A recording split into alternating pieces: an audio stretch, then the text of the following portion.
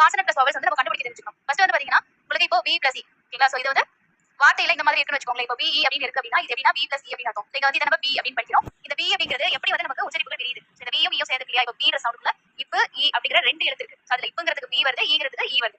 Okay, இதுதான் நான் சொன்ன செகண்ட் ஸ்டேஜ்ல நீங்க பேசிக்கா புரிஞ்சுக்கிறது. உயிர் எழுதும் மெய் எழுதும் எப்படி அந்த சவுண்ட் குள்ள பிரிஞ்சிருக்கு அப்படிங்கறத நம்ம கொண்டு வரோம். அதே பாத்தீங்கன்னா B, சோ B அப்படிங்கிறதுக்குள்ள இப்ப E B, சோ இதை நம்ம எப்படி எழுதுறோம்னா இப்பங்கிறதுக்கு B, ஈங்கிறதுக்கு double E.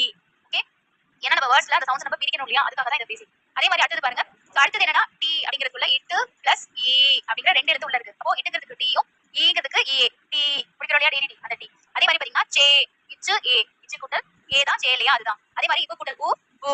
Okay, so இது வந்து நமக்கு இந்த செகண்ட் ஸ்டேஜ் என்ன அப்படின்னா கான்சனன்ட் அவ்வளவு சேர்ந்து இருக்கும். இப்ப B C இந்த மாதிரி இருக்கும். C அதே மாதிரி T டபுள் O 2 இட்டு O 2 இப்படி எழுதுவோம். 2 அப்படின்னு எழுதுவோம். அந்த மாதிரி இருக்கும்போது இந்த 2 அப்படிங்கிற சவுண்டுக்குள்ள ரெண்டு எழுத்துக்கள் வருது இல்லையா, கான்சனன்ட் வருது. இந்த கான்சனன்ட் இருக்கு இல்லையா, இது வந்து வவலோட சேரும்போது எப்படி சவுண்ட்ஸ் நம்ம வந்து மாத்தி படிக்கணும் அப்படின்றது தான் மிக மிக முக்கியமான ஒரு விஷயம். ஏன்னா நம்ம வேர்ட்ஸ்ல வந்து பாத்தீங்கன்னா இப்ப தனித்தனியா இருக்காது. ஒரு வேர்ட் ஒரு வார்த்தையை எடுத்துட்டோம் அப்படின்னா, ஃபார் எக்ஸாம்பிள் BANK அப்படின்னு ஒரு வேர்ட் இருக்குன்னு வச்சுக்கோங்க. இங்க வந்து பாருங்க, இந்த B க்கு அடுத்தது ஒரு வவல் இருக்கு இல்லையா, இந்த B யோட சவுண்ட் இந்த A யோட சவுண்ட் நம்ம எப்படி மாத்தி படிக்கணும் அப்படின்றத நம்ம உயிர்மை உச்சரிப்பா மாத்துறத கண்டிப்பா தெரிஞ்சுக்கணும். அதுதான் மூணாவது முக்கியமான விஷயம். அதுதான் நம்ம அடுத்து வந்து ஸ்டெப் வரைக்கும் பார்க்க போறோம். இதுல வந்து ஷார்ட் சவுண்ட் லாங் சவுண்ட் சொல்லி நான் ரெண்டுமே உங்களுக்கு கொடுத்துருக்கேன். அப்ப ஷார்ட்ல வரும்போது எப்படி சவுண்ட் உச்சரிப்பு வரும், லாங்ல வரும்போது எப்படி வருது அப்படின்னு சொல்லி ஈஸியா வந்து ஞாபகம் வச்சுக்கலாம். இதை பார்த்து நீங்க வந்து பிராக்டிஸ் பண்ணிக்கலாம். எப்படி படிக்கிறது அப்படின்றத நான் உங்களுக்கு சொல்லிடுறேன். நீங்களும் அதே மாதிரி மெத்தட்ல பிராக்டிஸ் பண்ணுங்க. இப்போ உங்களுக்கு இங்க வந்து பர்ன் மட்டும் நான் கொடுத்துருப்பேன். இங்க வந்து பாத்தீங்கன்னா எப்படி வரும்னா ப அ ப ப.